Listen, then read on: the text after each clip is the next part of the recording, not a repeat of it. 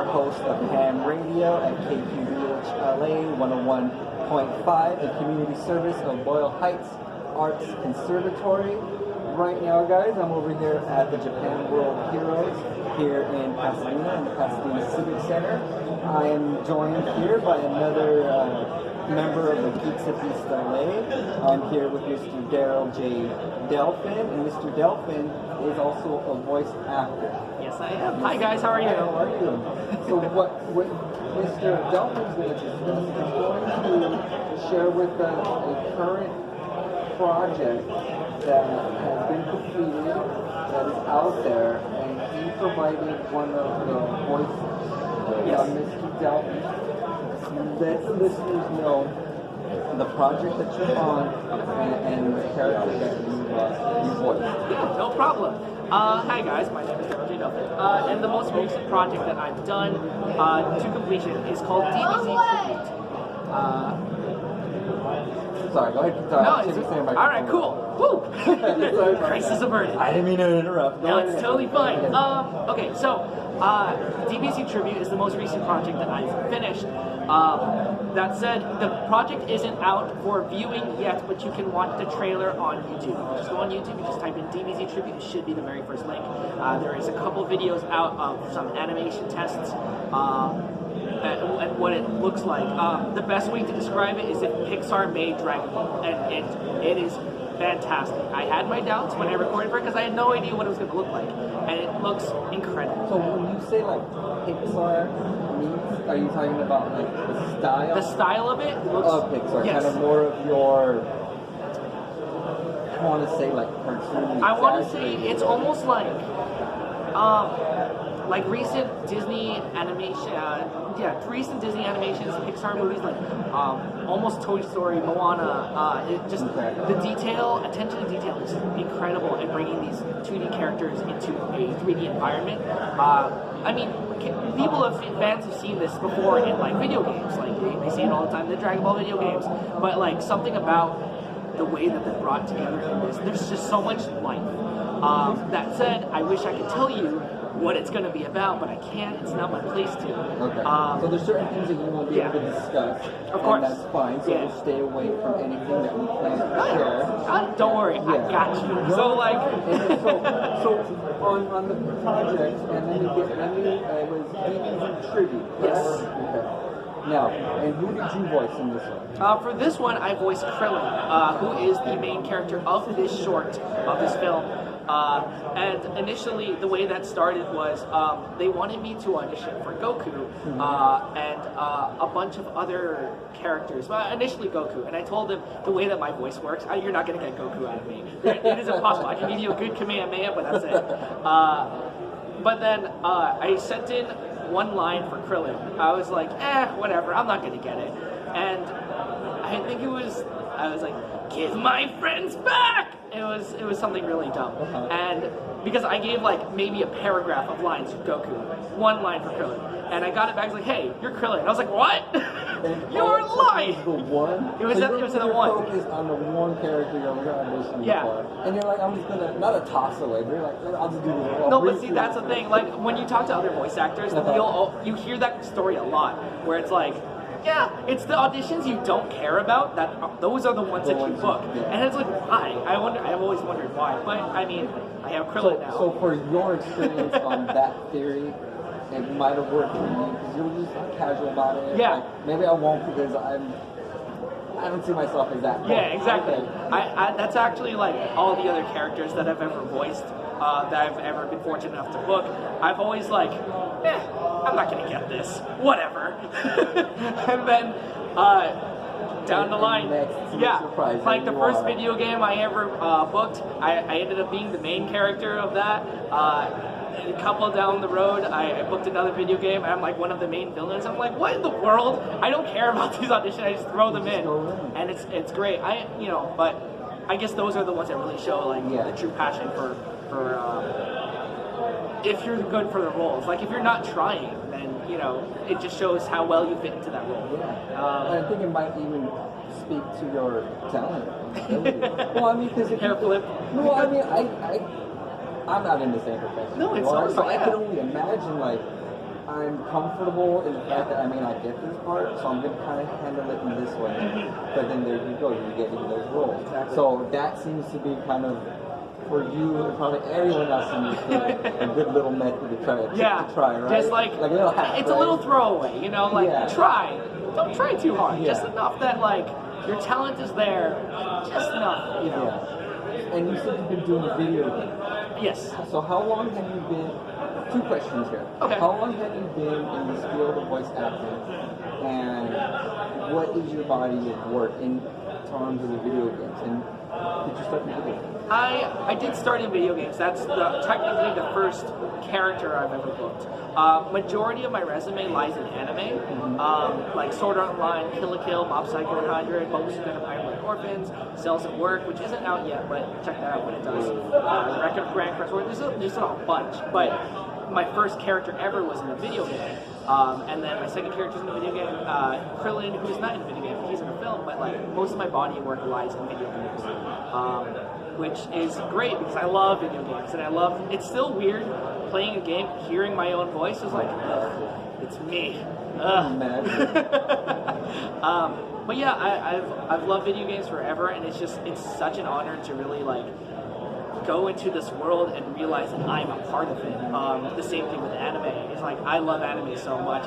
My friends make fun of me because that's all I watch. Yeah, I don't watch anything else except anime and maybe Power Rangers and like other tokusatsu stuff. But majority of it is anime. Cool. And so it's such an honor that like sometimes when I'm watching, I'm like, oh wait, that's me. I'm in an anime. Does that, like, throw you off? Oh, of course, all the time. It never gets old. There's a bunch of scenes in my first anime, Sword Art Online. I'm in the first 2 episodes and episode 10. And I'm just a bunch of crowd noises, but if you listen hard enough, you'll hear me. And it's still like, wow, that was a long. So to answer your question, I completely skipped over. No, that's fine. That's fine. I started voice acting in 2012, and so that was my experience with that. Sword Art Online was my very first thing ever. So getting to hear myself in that and knowing where I am now, I'm like, baby steps. I'm not nearly as far as I'd like to be, but knowing where I am, I'm like, whew.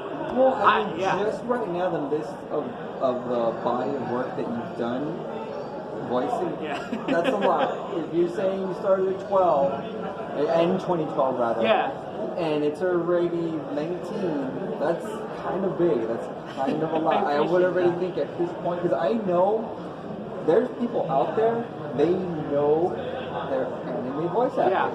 So has that been kind of what you found yourself? Yeah, it's weird because like I've always wanted to be an actor ever since I was a little kid.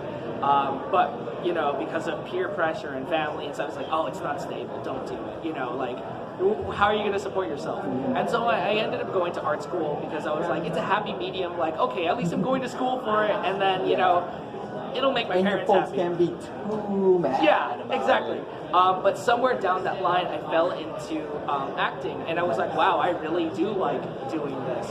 And it was because of the anime scene that I was like, oh, okay, I'm here now. You know, let's do it.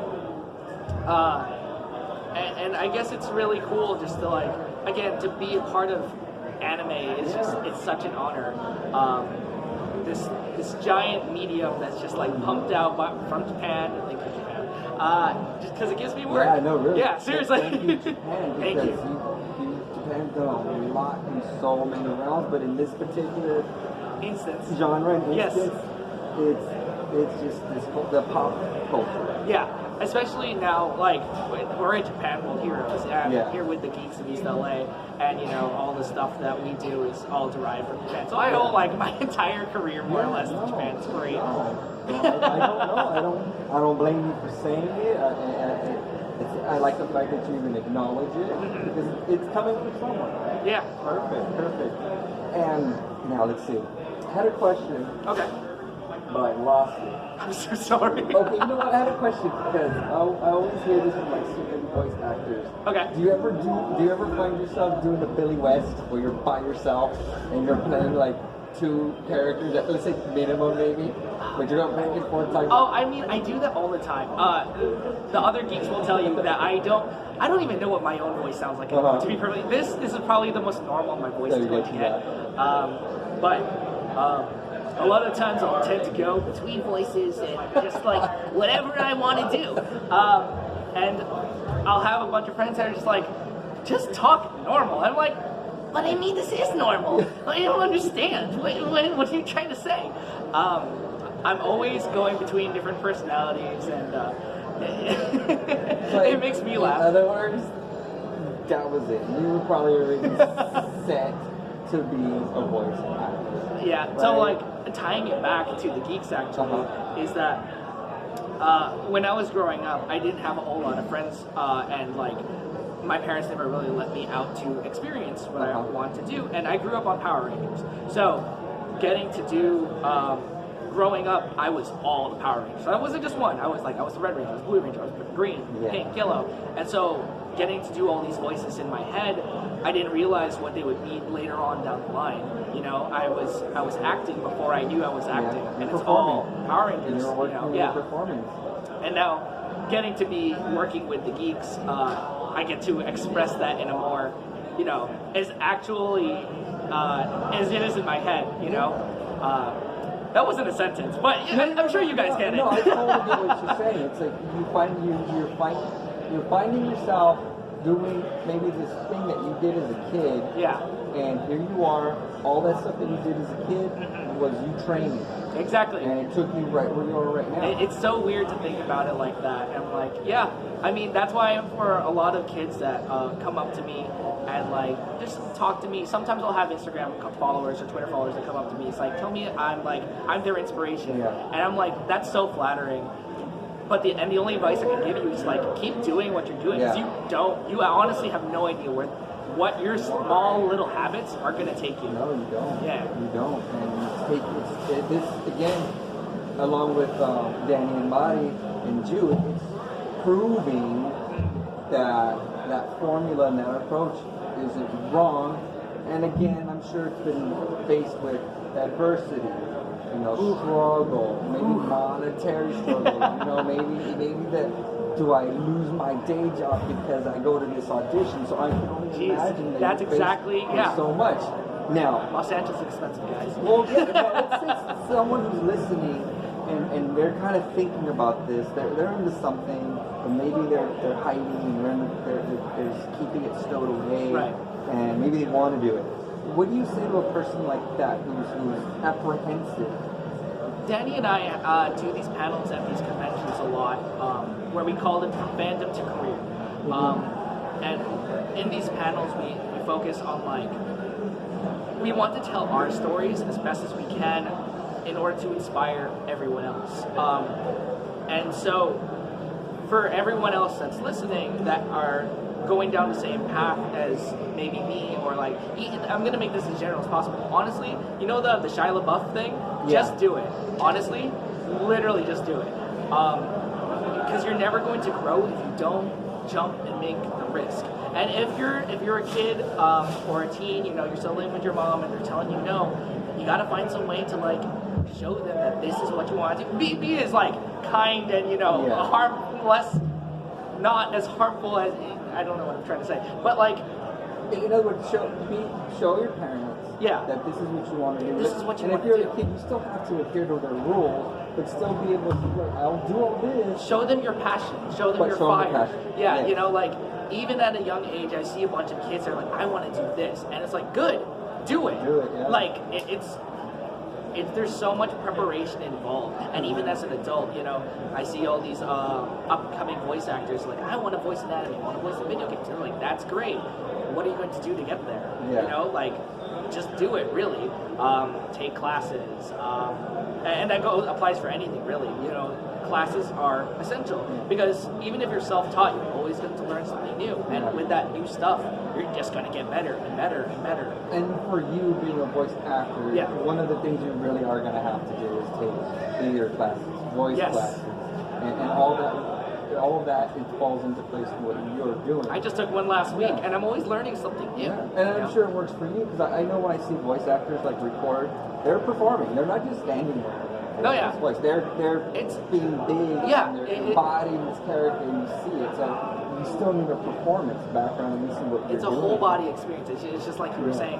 Like if you look up anyone on YouTube, for example, just voiceover performances, and you'll see people who do like these crazy things with their hands, or like for a specific voice that I do, I have to put my hand here, like on my chest, in order for me to do a proper British accent, because it's just that's the way my body responds. And that's probably what helped you pull it out. Pull it out, and it's like it's not just standing in front of a microphone. As much as I say that, it's like I make money by yelling into a microphone every day. It's not. It's not. It's a whole performance. It really is. Your director, because your director is going, with more compassion in your voice. Yeah. I don't know, but I'm rolling. No, it's like that was a good take, but let's hear that with a little bit more.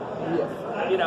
Let's hear that sped up a little bit. Get rid of the hitch and go. They really, a lot of the directors that I've worked with, like Tony Oliver, Alex Von David, Chris Kaysen, a lot of these directors are they just know what they want and they know how to get it out of you, and it's just like. And I guess that goes for teachers as well in a general sense. They know what you're capable of. Your director is your teacher. Yeah. I mean, directors don't become directors if they don't have some sort of teaching background, yes. Or just, lack of a better word, some sort of maternal, paternal instinct. Because you want a performance out of someone, so you've got to go about it as a teacher. Exactly. As someone, So, man, it's good to hear that you're just really pushing it. It sounds like you've been going full steam since 2012. Every day has definitely been an adventure since I started this. I mean, because voice acting, honestly, for me was an accident. I fell into it, and I was like, I'm good at this. I didn't realize I'm good at this, but I'm good at it. And so ever since then, this has kind of been like steamrolling and snowballing. And there's a lot of struggles. You're always going to find struggles. You're always going to think that, oh man, this is it. This is how it ends. My career is over. And it's not. It'll feel like that. But there's always going to be something there. This is just part of your journey. That's cool. I always say that life is one big adventure. And it's such a cliche thing to say. It really is. And you got to roll with the punches, or you're not going to have fun. Yeah. And you're having fun right now. I'm having a blast. It sounds like you want to be exactly where you want to be. And I get the feeling you're going to take it as far as you can. I appreciate it. And it was really nice to meet you, Mr. Darrel. It was great meeting you too. Because I hadn't met you at all. Well, so, we're both going into this interview kind of like... We're going this blind, and it came out great. No, it's coming out really good. All right, so, again, I'm here with Mr. Darrel J Delfin, who is a voice actor, and to his credit, right now he has a DVD's tribute in which he was filmed, and he also has a big old body of work. Before we close this interview, Mr. Delfin, can you let everyone know all the handles and all the platforms that they can find you at? Oh man, here we go. Okay, so so as it's my name. So you can find me on Instagram, Facebook, and Twitter, Darrel J Delfin. You can find me on my website, darreljddelfin.com. And then if you are on the Unlocked platform, Unlocked Live, I go live every Friday at 1 p.m. It's an app. You just download it. It's basically like Comic-Con in your pocket. That's the best way to describe it. All these other voice actors are always on it, artists, cosplayers, and we're just streaming. And it's a great way to talk and meet with people. And honestly, if you're looking for advice from industry professionals and you're like in the middle of nowhere and you have no way to talk to them, it's a good way to do it. So Darrel J Delfin, Instagram, Facebook, Twitter, Darrel J Delfin, my website. And I mean, I'm always on my social media, so if you guys want to talk to me, please do so. And if also, guys, if you want to contact me through the Geeks at EastL.A, oh yes, of course. You guys can find them at. All right, so thank you so much again. Thank you for coming and sitting here with me. No, thank you for having me. No problem. All right, guys. We're gonna sign off here. This is Patrick J. Martinez, your host of Ham Radio, KQBH 101.5 FM, the community service of Boyle Heights Arts Conservatory. See you later, guys.